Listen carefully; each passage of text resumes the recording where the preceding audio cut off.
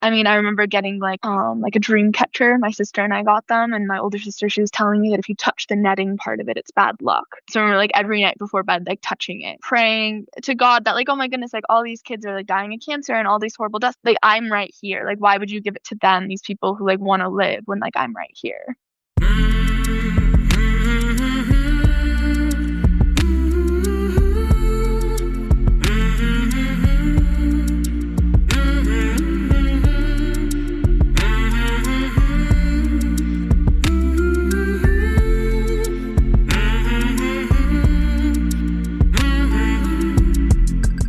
Hey there, my name is Sean, and this is Suicide Noted. On this podcast, I talk with suicide attempt survivors and ideators so that we can hear their stories. Every year around the world, many millions of people try to take their own lives, think about taking their own lives, and we almost never talk about it. We certainly don't talk about it enough. And when we do talk about it, when we engage with people in pain, all kinds of pain, we are not very good at it. In fact, most of us are really bad at it, and it is a problem. And I think it's a growing problem. And that kind of sucks. So one of my goals with this podcast is to have more conversations, and hopefully better conversations with survivors, in large part to help more people in more places hopefully feel a little less shitty and a little less alone. Now, if you are an attempt survivor or ideator and you'd like to talk, I'd love to talk with you. It's real simple. Please reach out. hello@suicidenoted.com. Check the show notes or the podcast description to learn more about this podcast. There's a bunch of other stuff you might be interested in, including the fact that we would love your help with some transcribing and indexing. Big project, big goal for us in the coming months. So if you want to help us out, if you got the time, interest, shoot me an email. I will remind you that there is a weekly poll on Spotify. Have a look. And on Apple, rate and review this podcast. Please, it helps. Thanks. Finally, we're talking about suicide on this podcast. My guests and I do not hold back, so please take that into account before you listen or as you listen. But I do hope you listen because there is so much to learn. Today, I am talking with Olivia. Olivia lives in Colorado, and she is a suicide attempt survivor. Hi, Olivia. Hi. So, Olivia, I know you're in Colorado. You have a cat, and you're in some kind of room. I am. I'm in my little craft room that I used to create. And well, thanks for joining me and talking about this stuff with me Sunday. yeah, absolutely. My pleasure. Thank you for having me. So, you're a suicide attempt survivor. I've had one attempt, one serious overdose when I was 13. I actually turned 14 in the hospital. It was just a couple days before my birthday. Looking back in my childhood, I had lots and lots and lots of little attempts that are almost funny looking back on. It's just like a little kid understanding of like life and death, and so that wasn't actually going to do anything. But in my little kid brain, I was like ready to die. What was the reason for wanting to reach out to me? I think I wanted to reach out and talk about it. I wanted to like mark something of like 10 years of being alive. Let's use the word glad. Not my favorite word. Are you glad to be alive? I am, yeah. My life has been, especially since graduating high school, I've just been so fortunate to do a lot of the stuff that I always wanted to as a kid. And I always really struggled in school. So being out of school, it's just getting to see like all that life has to really offer has been really incredible. So I certainly hope that continues. Yeah, me too. Is it weird just talking to a virtual stranger about this? It is, but I also am pretty open about it. But a lot of people in my life just don't know how to talk about it. I think it's just like they don't want to accidentally be insensitive, or like I know my like direct family, like my mom and my step parents, my dad and everything just don't ever talk about it. And every time we have talked about it, it's been in the middle of like a fight, and like it's been a whole thing.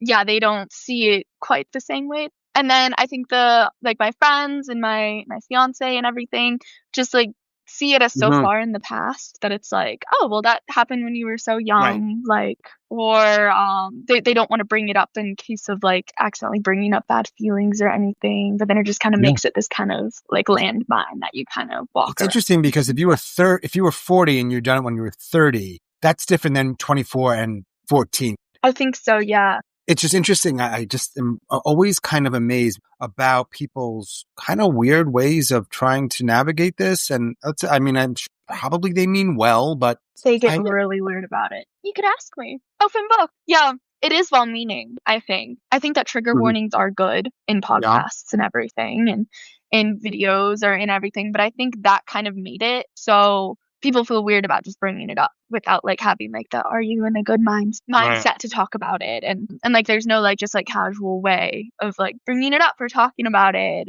and it's like I don't want to be the one constantly bringing it up, or like especially with the 10-year like anniversaries always weigh really heavily on me, good and bad. Around that time, like it is like kind of constantly bringing up my mind, but I don't want to bring down the mood by bringing it up, and so it's just kind of just this unspoken like I'm depressed and nobody really knows what to do. And so the default is essentially it just doesn't get discussed.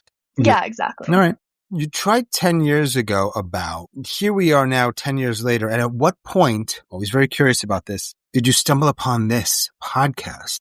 About 4 years ago now. Because that would have been about the midpoint, a little bit after. What were you looking for or curious about? Yeah, it's always something like the suicidal ideation thoughts are something that kind of always come back. I work in early childhood education. I work in like emotional social learning and all that stuff. And so one of the pillars of that I teach kids is that like, oh, like no matter how happy you are, you're going to feel sad again. No matter how sad you are, you're going to feel happy again. And I still can't quite like get that in my own mind. Like I'll feel super duper happy and be like, oh my goodness, incredible. I'm fixed. I'm good. I'm happy. And then a few months later, I'm struggling again. You found the podcast in 2021. What was going on? I was working as a nanny, as I still do now, but I was getting ready to make a big move to Germany, which had been kind of in the works for a while. I had everything set up all nicely. And then I think it was Russia invaded Ukraine or something big happened with that conflict. And they shut off the gas pipeline to Germany. Russia did, which like made gas over there like $10 a gallon was the conversion. Everything was really shaky. Everything was really unsure.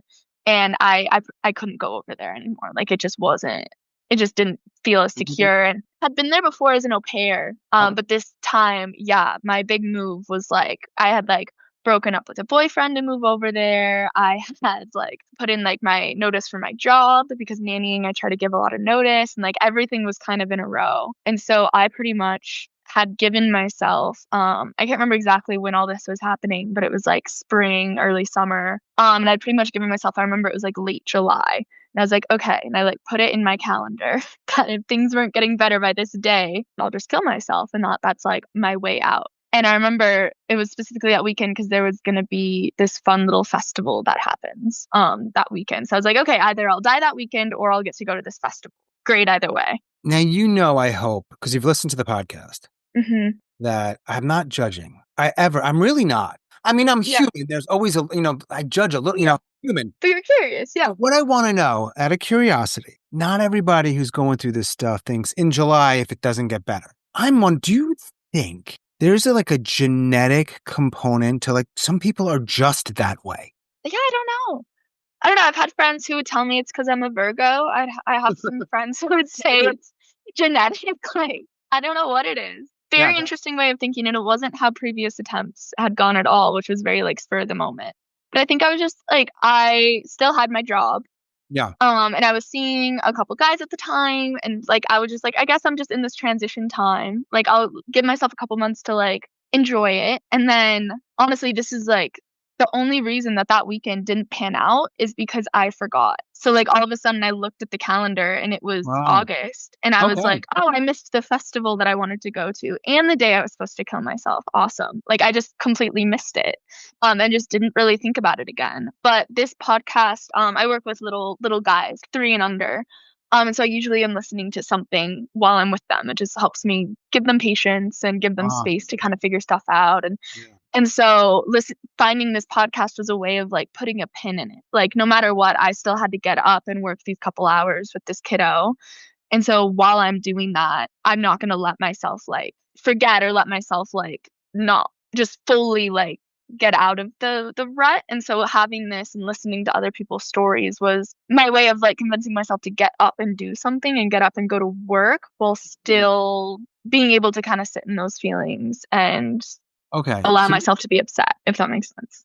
Well, I mean, it goes against what a lot of people would think, which is an important component of this podcast, which is you wanted to hear this stuff. Yeah. Wanted to sit in that space for you. I wanted to not be alone. Like it was nice to like hear other people struggling and other people like, and I think this podcast too is really unique too because it's not just people who are like, and now everything's great and incredible Well, and that like doesn't I help love me. my life.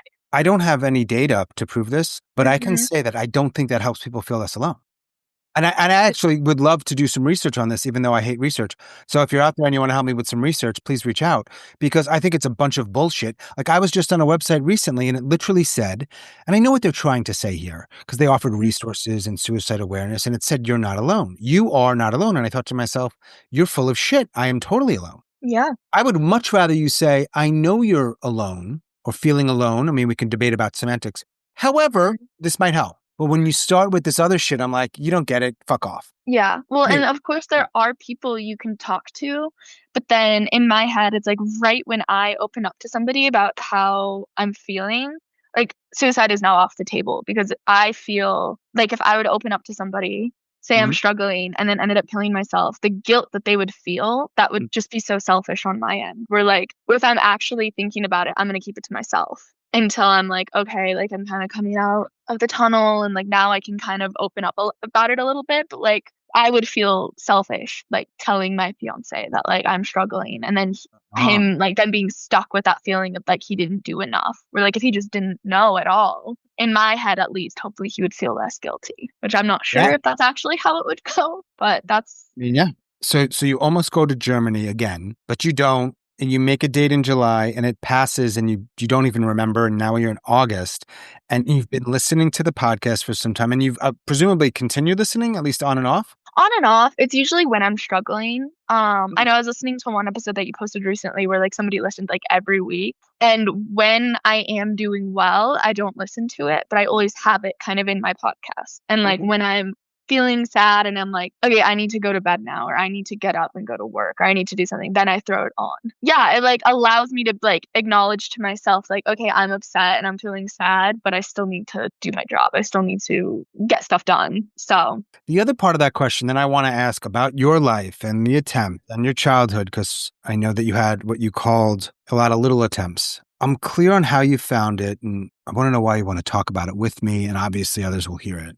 I'm not really sure. And that's an answer a question that I've been asking myself too. I think it's nice to have your story out there. I'm very interested in like history and like the way that like your legacy is cemented and like the things that survive, and I don't want this story to just like go away with me. Like I want it to be like cemented somewhere. It's like a way that I can like move on. It's like writing stuff down so then your brain can move on. It's like Yeah. having it all out there. And then maybe my brain can finally like start to kind of stop just like replaying it every year. Yeah, I'm just like torturing myself every year with it. Like I can just kind of move on, hopefully. So Is it usually around August? yeah, yeah, around August, I tend to really struggle and I always forget every year till I go to open my journal and it's just like full of all these like undated, like me just writing about struggling about suicide. And they're not necessarily suicide notes, but they're just talking about it. All right. So you said when you were young, you had a lot of little attempts. Hmm. How young did they start? Do you have any idea? I don't. I remember when I was pretty young. I remember this is kind of when it clicked in my head. I my friend and I watched. It's a movie. Yeah, it's like a kids movie. It's like a live action. It's very infamous, and now I'm drawing a blank on the name, and I'm so sorry. I'll probably think No of it. worries. But it's a kids movie. Like a Princess Bride or Princess Bride. Sure, the sure. Princess Bride. That's it. Yeah. But anyway, in it, her like she thinks her like fiance or husband or whatever died, and so she like is gonna like stab herself in the chest with a sword. And I remember just like in my little brain being like, wait, like that's an option. Like you can just leave. Like I don't have to do this. And I Mm-hmm. don't really know why I was always so unhappy as a kid. And it's funny because I have this idea in of my childhood in my brain and like what I was thinking all the time. But I even as a little kid, I always did a really good job of like hiding it and like acting very cheery. And so like people will tell me I was like a very happy kid. So then like I was looking through like old photos, like decorating this new room actually. And I wanted to have some of my childhood photos hung up, and like in every single one of them, I just seemed so like distant from everybody else, or so like just Mm-hmm. isolated. Yeah, so I don't know exactly. I don't think that there's one event that necessarily triggered being unhappy as a kid. Like I don't remember like a big trauma thing that Yeah. happened. But I mean, I remember getting like like a dream catcher. My sister and I got them, and my older sister, she was telling me that if you touch the netting part of it, it's bad luck. So I remember like every night before bed, like touching it. And I remember like praying to God that like, oh my goodness, like all these kids are like dying of cancer and all these horrible deaths. Like why, like I'm right here. Like why would you give it to them, these people who like want to live when like I'm right here? And yeah, I remember like in middle school, like I had like a pencil and like, they call the graphite that you put in it lead. And so I remember like being like, oh, there's lead poisoning. That's a thing. And so I remember just like eating a bunch of those sticks of Really? graphite. Yeah. Yeah, and I remember just like you trying to like sharpen a pencil really sharp to like be able to like cut myself. And like this is like elementary school. Always, yeah, just very unhappy and really struggled in school and Yeah. yeah. Do you, whether it was upon your own reflection or working with somebody or whatever else, like, do you attribute that to anything in particular or things in particular? So I ended up being diagnosed with ADHD my senior year of high school. Uh-huh.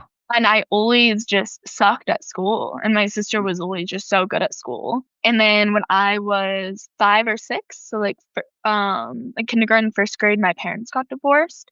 And both of them all of a sudden were kind of thrown into survival mode.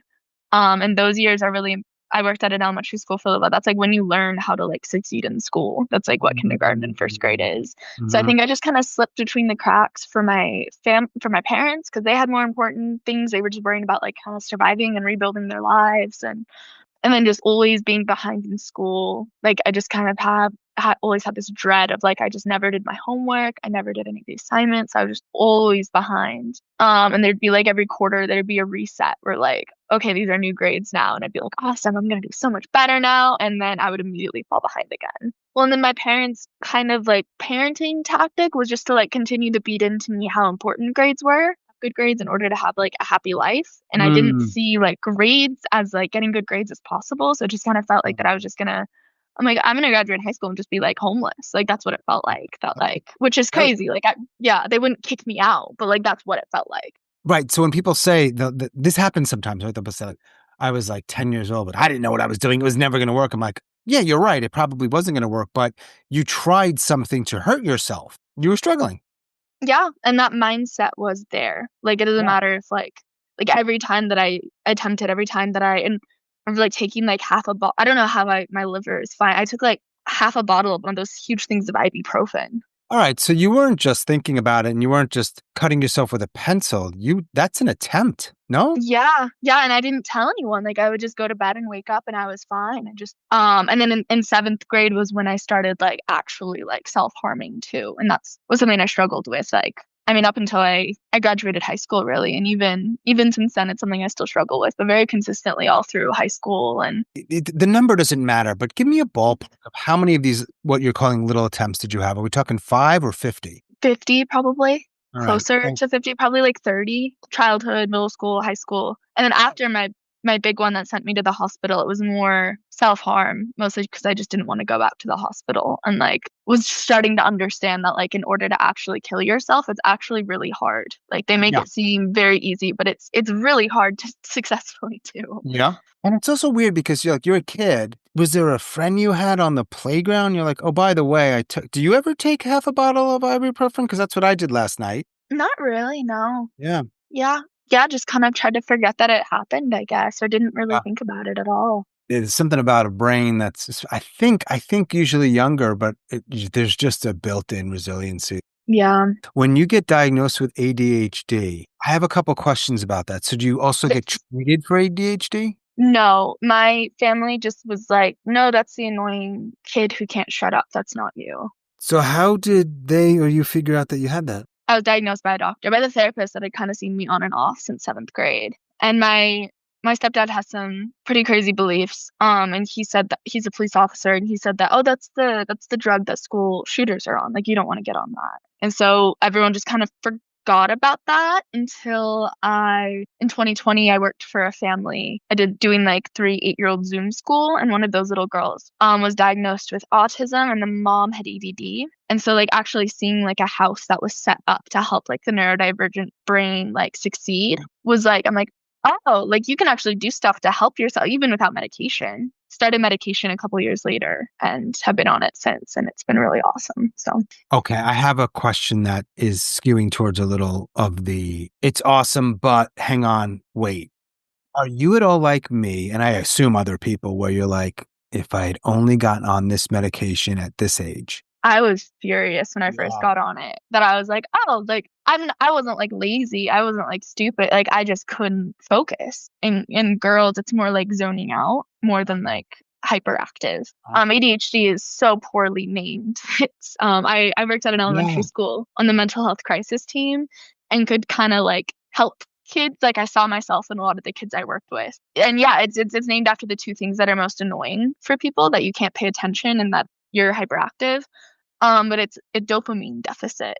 And so it's like just constant dopamine seeking. And if something isn't giving you dopamine, you're not going to do it. And so like just having even that understanding where if you can just get like dopamine hits, figuring out how to get kids to get dopamine hits from doing their schoolwork, then like they're a lot more likely to Right. continue to do their schoolwork. And Right. So if a kid needs a dopamine hit, their brain is wired that they get a dopamine hit from being on TikTok and not doing their homework. Why wouldn't they mhm. be on TikTok? Their body's craving that. You're not getting what you need. You need it.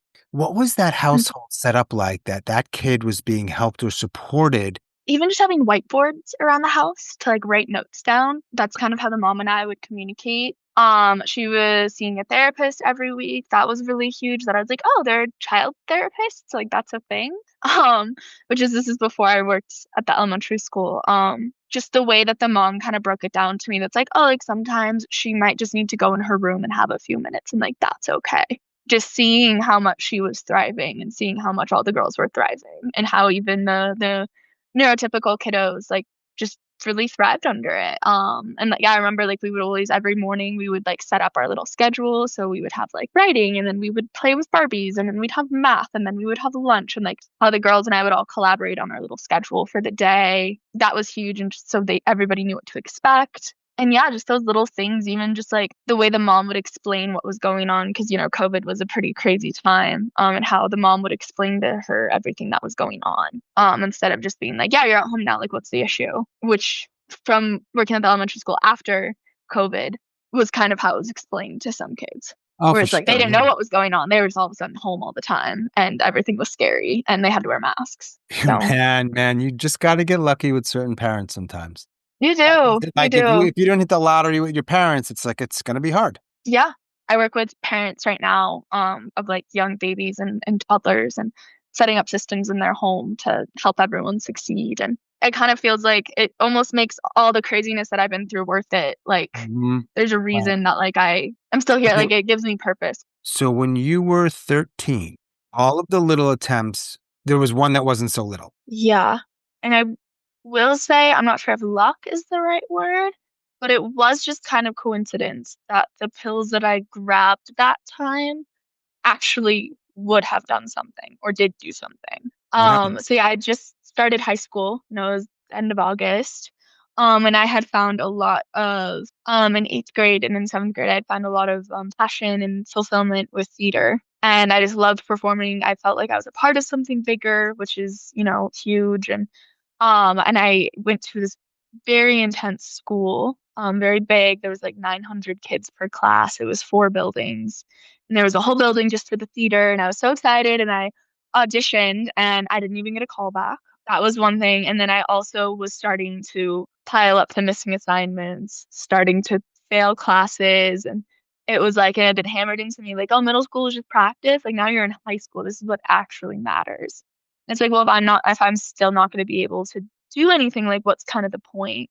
Yeah. And so a few weeks prior, maybe a couple of months prior, I had gone and from my stepdad's, like, medicine cabinet grabbed, it was called Thorazine, but I it was explained to me later as, like, the chemical straitjacket.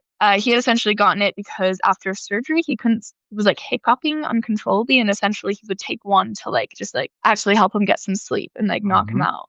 And Mhm. I probably took, like, 10 of those, in the shower, and then was kinda cleaning up after dinner and, like, started to feel, like, really dizzy, really woozy, and, like, kind of had that realization that, like, "Oh, shit, like, this one actually did something." Yeah, I had kinda gone upstairs and, like, sat on my bed, and, like, everything was just getting way more, like, spinny, and I ended up going and telling my mom, which I still don't know why I did. I don't really remember. I just remember telling her, and yeah, like I could have, nobody would have questioned anything if I had just gone to bed that night. And it sounded like it probably would have actually worked. But yeah, then rode to the ambulance and found out I had to, spend, 3 days in 72-hour like intensive care, and went through that. And yeah, my dad actually he was a nurse in the ER to the hospital where I went. So Wow. I just remember like it was like a movie moment, like going in and like the stretcher and the ambulance and everything. And then like I like saw like my dad's face and then just kind of Literally. passed out. Literally, yeah. That's how my brain remembers it. Maybe my brain is kind of making it a little Sure. nicer, but Yeah. like it very much felt like a movie scene. And then after that, during the hospital, I would have different visitors, and like I remember my grandpa being like, "Well, you were being bullied, right? Like that's why you tried." And I was like, "No, I wasn't being bullied." And he's like, "Oh, okay." Like nobody really knew like why or what was going on, and it was just like this deep, deep unhappiness and just being unfulfilled. And People want to know why. yeah, people want a nice reason. People want, oh, you're being bullied. Oh, like it's hard to understand that somebody was just unhappy and that like somebody could be so unhappy right in front of you, I think. Right. Especially if it's your kid or your grandkid where there's Hmm. all kinds of other things attached. But you're right. They don't just want to, I'll ask why. But you're right. I think people want a certain kind of reason. Like it Hmm. has to make sense if you were getting bullied, okay, or Hmm. something else. But some of the other things I don't, no, I don't. What do you mean? Yeah. Well, and I found out maybe like 5 years later, my grandma told me that my mom tried to kill herself in the same way at the same age. Whoa. Okay. And so like that's kind of a crazy, like I had never known that growing up, and I'm sure that was terrifying for her too if she had been through that. I don't know, since in the past year or two I've been able to have more empathy for my parents. By the time my mom was 23, she had two kids and was married. And they were not planning on getting married. They were dating for a few months and then got pregnant. Yeah. But I'm still like, oh, like if only like you could have just gotten your shit together, like maybe, Right. Because now you're older than your mom was. Wow. Do you go to a psych unit of any kind? I did, yeah. I had to spend 3 days in I'm not sure the exact terminology, but I don't know, we weren't allowed to have shoelaces or wired bras or, and like the anti-hanging hooks, and, had to Right. be watched during showers and couldn't Pedi- shave or anything. Pediatric, I assume. It was teenagers. In the girls' unit, it was all like I was one of the younger ones, and then it was like through 18. How was that experience?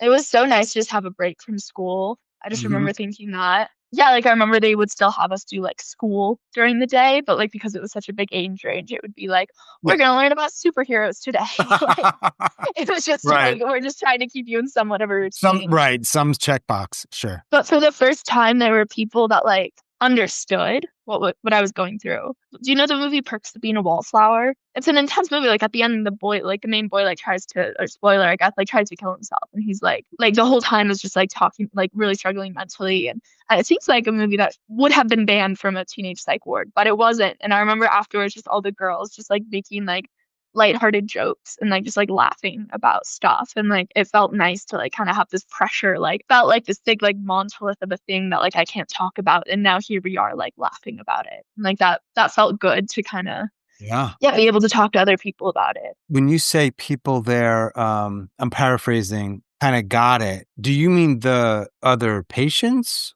or the Hmm. staff or who? And the staff would too. I don't know. I work with little guys, but I've also worked with teenagers where like in order to kind of work with teenagers, you kind of gotta be able to have that banter back and forth. Be able to kind of mirror their jokes and everything. And so yeah, and I remember like a staff member like telling me, he's like, you don't belong here. Like you're in such a different situation than all the other kids here. And like I never went back to anything like that. Well, you So said earlier that you didn't want to go back to a place like that. I didn't. I was more scared because of the relationship, the way it affected all my relationships at home. Like after that, it felt like my older sister really pulled away. Not that we were that close, Hmm. but it kind of all of a sudden felt like I don't know, like in like Shakespeare plays, there's the characters that are gonna die. Like it just kind of felt like that's when my parents just kind of lost hope. Like my mom would still yell at me about school a lot, but my dad just kind of stopped talking to me in general. Like when I was over there, it would just kind of be like I would like we'd say like a couple words to each other, when he would drive me to school, and then a couple words to each other. I think it was almost just like a script we would follow. Yeah, and I don't know, it just kind of felt like that's when they were like, okay, like she's not going to do better in school. Like she's just kind of like whatever happens with her is going to happen with her. And that really hurt to just kind of, yeah, feel everybody just kind of pull away from me. I don't Yeah. know what your teenage years were like, but given what you just shared, some people would go get real crazy. Yeah. It was just isolating. Then right out of high school, like maybe 2 months after I graduated, I was still 17 and I moved to Germany and became an au pair, which is where you live with the family and take care of their kids. So all of a Right. sudden I was living with this new family and seeing the way that they interacted with their kids and everything. It was just it like yeah, it just kind of brought me back to life again. And it was so nice. Oh, wow. Okay. Yeah. Yeah, I was just scared of making, and then I also remember seeing like the bills that would come in, and like they would like Oh, mention like how expensive it was that I had to stay there, and the ambulance ride, and insane. Yeah, and like I didn't have a choice of going either. right. This is going to probably not come as a surprise. I don't have a degree in psychology or counseling or social work. I would think, though, when your child is going through that, they would have behaved the opposite way. Not just not being the way they were, but going out of their way to be like loving and hard on you. Yeah, and like I don't know, I feel like dads kind of show their love in a weird way. So, like I'd be like he's really into like the TV show Supernatural, so he'd like if he saw like a Supernatural magazine, he'd like grab it for me, and I would like come home and it was on my bed. Thanks, Dad. Love me. Yeah, just like going from house to house over at my mom's, it was just like constant anxiety. Like I would be yelled at a lot. It was very like strict and like the way I kept my room was very strict. And like my stepdad would like clean my room top to bottom every day and like search it, like it would to clean it. Yeah. Versus over at my dad's, it was like just like completely hands off and completely like Oh, yeah. yeah, Yeah. just not a lot of interaction. And I don't know. I'm doing better with both of them now, but yeah. Yeah, and I had something similar in my life. So it's like you go from one house to the other, and they're so different. And when you're young, depending on your age, like you just adapt, but it affects you. I never thought about it until I work with kids now and kind of learning about like how much that can like because like it's one thing to do like school and then home and like there's different Right. expectations. But when you have two different homes then too, it's like yeah. Oh, yeah. Yeah, for me, it was when I started, I was like 4 or 5. Did I hear you correctly that your mother tried at the same age? She did, yeah. This never comes up after your attempt? No, I don't even think she knows. I think that she doesn't even know that my grandma told me. Because I brought up this was like maybe when I was like 19 or 20. I think I mentioned earlier that my stepdad and my mom would only bring it up. They haven't brought it up since I've moved out. When we were in the middle of a fight. So it was Hmm. kind of like something to like throw in my face. What I've gathered from those explosive moments, and they've done nothing to like try to fix my thinking on it at all. So I tend to think it's true that I think my stepdad sees it as like an attention seeking thing. And I think my mom listens to him where it's like, oh well you took them, but then you told us. And so that means that you just did it to hurt her. That's like what he kind of brings up a lot is that or would bring up a lot as like, oh well you just did that to hurt your mom. Like Mm. they see themselves as the victim of it and like something that it happened to them. And he's a cop, stepdad. He's a cop. Yeah. A cop. So then you wonder how he might be engaging with people on his job when that comes up. All right. So you said, I think earlier, I don't have to keep referencing that. So you get out of the hospital. I'm pretty sure the ideating doesn't just magically stop. It doesn't. I'd say afterwards, I will say I did have a mostly positive experience in the hospital. Yeah. I said the only other thing I was really pissed about is that we had just gotten a new cat, and my mom had gotten rid of the new cat while we were gone, while I was out in the hospital. So that was like the weirdest thing coming out that I was like the most angry about. But I was like, I think I saw other kids and like saw like what it's easy to like take a step out and like see like, oh, these girls think that their lives are over, but I can see like all the great potential they have. And like, Mm. okay, so maybe I do too. But I think that some of my teachers kind of knew. I don't think at the school was ever explicitly informed, but I think they kind of could tell like that's what happened. And so some of my teachers are really awesome with me, but I mean, it never really got better. And then I'd say the thing that like makes me most angry is at the end of my freshman year, I met this dude who would end up like assaulting me in the middle of my sophomore year. I'm like, I already went through a suicide attempt. I already went to the hospital, and now you're just like kicking me while I'm down, pretty much. And so I ended up switching schools. After that, I went to a much smaller school that was a lot better for me. It was kind of a weird school because it was low-key a Catholic school without explicitly saying that, 'cause it was a charter school. But it was interesting to be confronted with people who thought very differently than I did. All of a sudden I had more than just like I sucked at school. Like I could have actually have like very interesting conversations with people and like, I graduated in a class of 21 kids. I think I only graduated because my teachers liked me. Like they really just like grabbed my hand and just like yanked me Yeah. across the finish There line. is something to be being like. Yeah, and I'm thankful I have a high school diploma, but yeah, it terrifies me the thought of like I'd love to like go into speech pathology or go into being a child therapist or all these different things, and I found a niche that I really like, but I'm just terrified to go back to school because I really don't want to be back in that mindset. Scarred, man. Just drowning. Yeah. And you're saying that even though you have found a medication that helps with the ADHD, and even though you've had some success in the field, but that just and I'm out of my parents' house. Right, but that is a reflection. I think you were really affected. Yeah, absolutely. Was it weird? I know you're going back 10 years. Is it weird to want to end your life and then you're alive? You've probably heard me ask that question on the podcast. In fact, you've probably heard a lot of these questions on the podcast.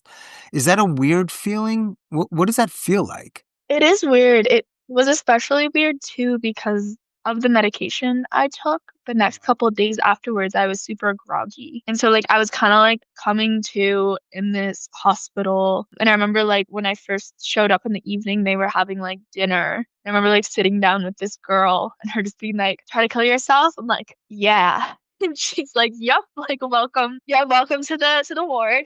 Welcome to the club." It's just that she was like the leader. I love it. She was 18, so she was the oldest girl there. And so she really like took care of kind of the younger kids. It's just bizarre and like showing back up at school. And I think it was especially weird because in previous times when I had tried, nobody knew except for myself. I didn't even write it down or anything. And so this time, like people knew and like I was gone. I'm not sure if everybody exactly, but I did tell some people, like, I do think that people knew, at least my family knew, like, my parents were not quiet about it. And I had one friend at school that knew, and I'm sure, like, I told a couple other kids at school, they're like, "Where were you?" Sure. And so I think that was the weirdest part is it wasn't just like, oh, like, I can just pretend like nothing happened. And, like, as far as they're concerned, nothing happened. Like, this time people actually, like, know that something's up. Yeah. Even if they don't know the details. I'm trying to gauge and not really gauge. I'm going to ask you from that point, and I know you've shared stuff about your life in the last 10 years.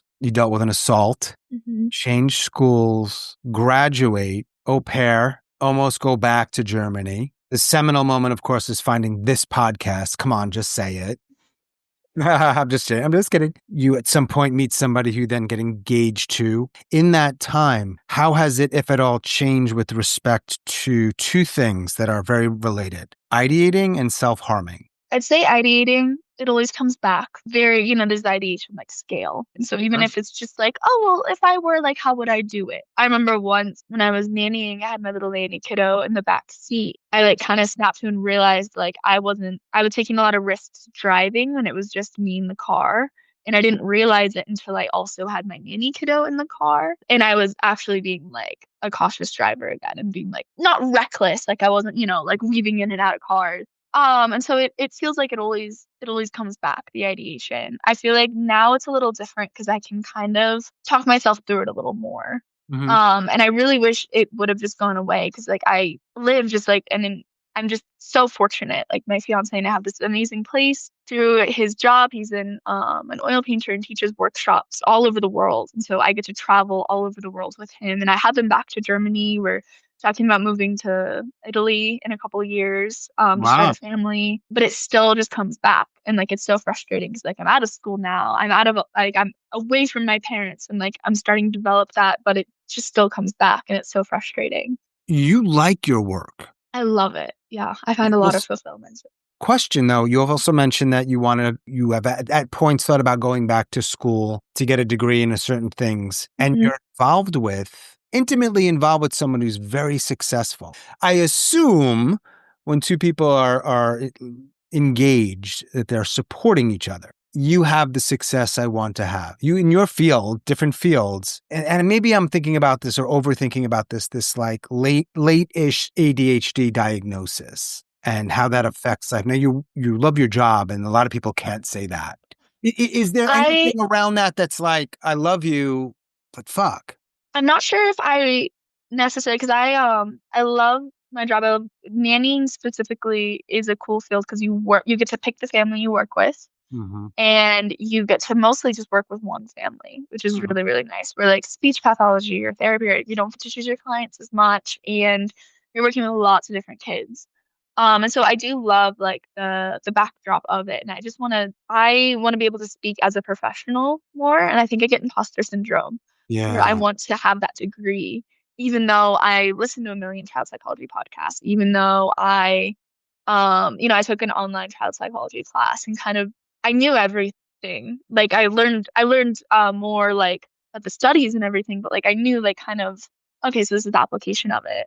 I think what gets me is when I love history and I love learning about history, and that's something that my fiance and I talk a lot about, that we're like writing a chapter in a history book right now. And I think it's sad to think back to like all these world famous artists or these world famous, politicians, or no matter what they do, and it's like, and then there's the wives, and it's always kind of like a little thing. But I think that I still could be that successful in my thing. Like I'd love to write a book one day. I'd love to have Yeah. my own daycare or parenting group where like I'm kind of teaching the principles that I've learned and the principles that I apply to my work on it. I don't know. I think that my whole life, all I've ever wanted to be is a mother, and that's kind of why I got into this. And I'm really glad that I did beforehand because of how much trauma, like if epigenetics and everything, where like, if you're traumatized and you haven't worked through that, it can get passed on to your kids through epigenetics. And that's like kind of how generational trauma continues. Yeah. So like I would love nothing more than like an incredible life where I get to stay home with our kids and he paints and teaches and we just get to continue to travel. And I find fulfillment in my job because I'm excited to have my own family, if that makes Mm. sense. But I don't think jealousy is the right word. And I think that he and I are a team. People love the story of like, oh, it's his muse, and oh, he paints her. And so like we're kind of like that's the story sells the painting. That's kind of a gallery's job, is to have the story. So whenever we're invited to events, it's always like Olivia and my fiance, or I guess my fiance and Olivia. And I think that's cool to be a part of it because I think he'd be making history no matter what. So it's cool Mm. to be a part of it. Very cool. Very cool. I know that some people know about that attempt 10 years ago. Hmm. I also know from what you shared that there's not a lot of people to talk about it with. Does that also include just today you're having it might not be today, but generally speaking, like you're having a really shitty day and you might even be ideating. Do you have people where you can speak completely openly and honest about that, even if the word suicide comes up? And I don't know if it does, but do you have people that you can have a conversation with and feel okay about it? I do, yeah. I can talk to my fiance about it. He's still learning how to have the conversation and everything, Mhm. but he is always there to talk. I think the next step would be for him to kind of see that I'm struggling and be able to kind of be like, because it does take a few days for me to be able to talk about it. Yeah. Because, like I said, I feel like right when I bring it up, it's completely off the table. And I like sometimes I'm not ready for it. So, like, it's kind of just something where it's like, oh, well, I always have this exit. And like, right when I talk about it with anybody, all of a sudden it's not an option anymore. But I do love my life and I don't want to die, but then it's like, yeah, it's just kind of this constant like battle in my brain trying to talk myself off a ledge sometimes. Not Yeah. constant, but it can be. Yeah. Well, this is a good transition to the pink and purple pill question. Given what you just said, which is I love my life, but sometimes I have to talk myself off of a proverbial ledge. I give Olivia this pill. If she takes it, she goes to sleep and there's no pain and she dies and nobody knows it's a suicide. What would you do with that pill if I gave it to you right now? I would really, really, really want to get rid of it. I would probably most likely just stash it away somewhere and You'd hope to say, forget about it. And I do think that at certain points in my life over the past few years, which is a win, I would have gotten rid of it. Yeah, I think right now it would just kind of be stashed away. Almost like, yeah, just knowing that you have that out, even if you're not actually going to do it. I feel like it's almost like what Germany's been too, where I always have that out where I can just, move to Germany and, leave my life here. It's like just that lifeboat to get out if you need it. was there ever a point in your life where you would have taken it? Yes, absolutely. All of my childhood and teenage years, I probably would have taken it. There's no part of this pill where, you get a do-over. Yeah. I think all I wanted as a kid was to just die a death where nobody would be angry at me for. I only have a couple more questions, but one of the questions is about your tattoo. Oh, this I actually got over my self-harm scars. I'm not sure if you can see it at all. I'm sure you can see Yeah, these ones up here. a little bit, a little Uh, bit.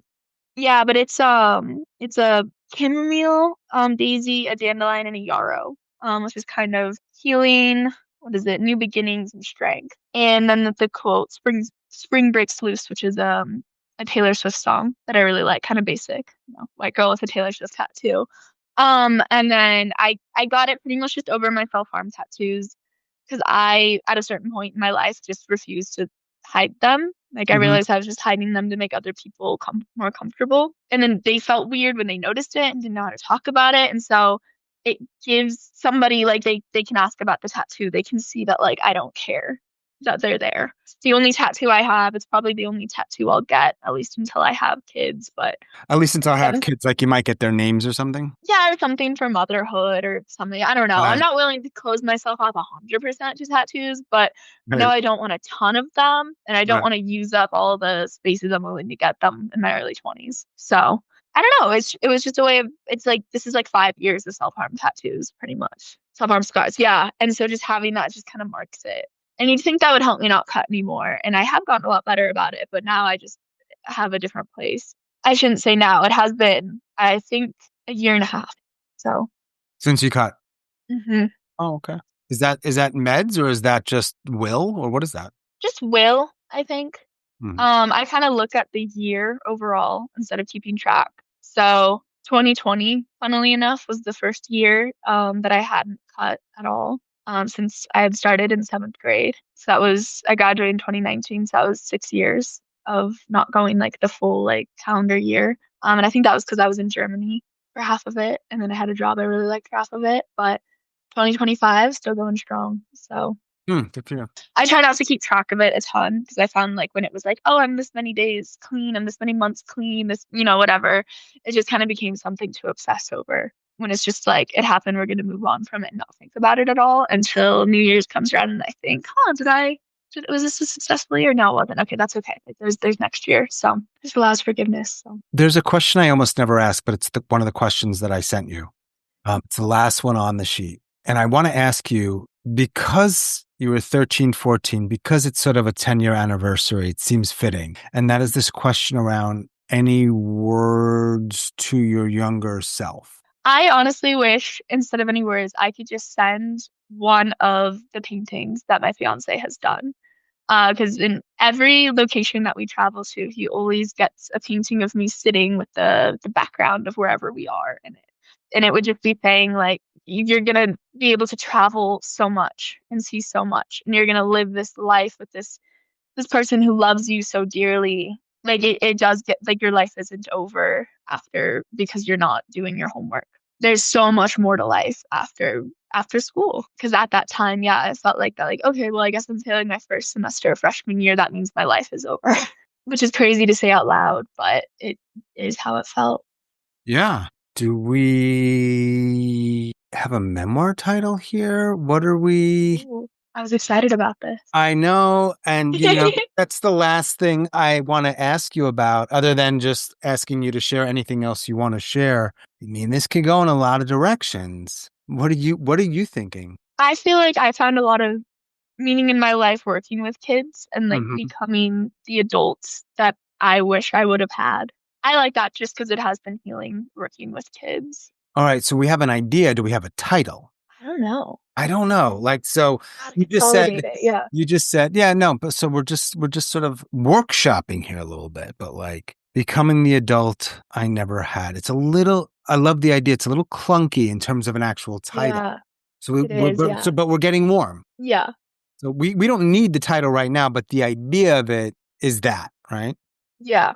Mm. Healing through working with kids and, you can heal your inner self by working with them. I don't know. I think there's Well, I something. mean, I don't know if it's going to be a memoir. It doesn't sound like it, but you did say you wanted to write a book. Yeah. Yeah. Maybe eventually. Maybe after I have kids, that'll be my project. So after you have kids, you'll write a book. After you write kids, you'll have a tattoo. Maybe. What's the next vacation you have planned? Workation. We're going to Chicago this weekend with my family. But our next big one is he teaches in Rome every May. So we're gonna go to London, or Rome and then London. Maybe try to it's nice because our flights get covered through the school and then they also put us up somewhere. Wow. And then he gets paid for his time. So we can, if he sells a couple paintings, we can usually break even. So it's a pretty good setup. It's a great setup. Man. But I'm really excited. So I'd be excited. pretty beautiful life I've stumbled upon. Indeed. What else would you like to share, Olivia, in Colorado? I think we kind of covered it all. Do you think you'll listen to it? I think so. It depends if I can tolerate my voice or not. That's always the hard part. Yeah, I understand that. Now, given what you've shared about some people in your life, would it be weird if, let's say, your mom, dad, stepfather stumbled upon it? It'd be a little weird. I don't see how they would. Like, they don't seem like the type to really care. My dad, I think he would be fine. My mom and stepdad would probably be angry. It would be weird, but honestly, it's stuff that they probably need to hear. So I've kind of gotten over tiptoeing around their feelings. And I think that's kind of why we've been able to now have a better relationship now. Saying what I mean and meaning what I say has kind of become my motto. So thanks for talking. Yeah, thank you. You're welcome. Well, I hope the rest of your day is nice. Tell me something you're doing today what's your day like? We're going over to my fiance's family's house for his brother's birthday. I made some Jell-O shots for the family. Nice. So should be fun. I hope your day is good and I appreciate you talking. Thanks again. Thank you. You too. All right. Thank you. Bye, Olivia. Take care. Bye. As always, thanks so much for listening and all of your support, and special thanks to Olivia in Colorado. Thanks, Olivia. If you are a suicide attempt survivor or ideator and you'd like to talk, please reach out.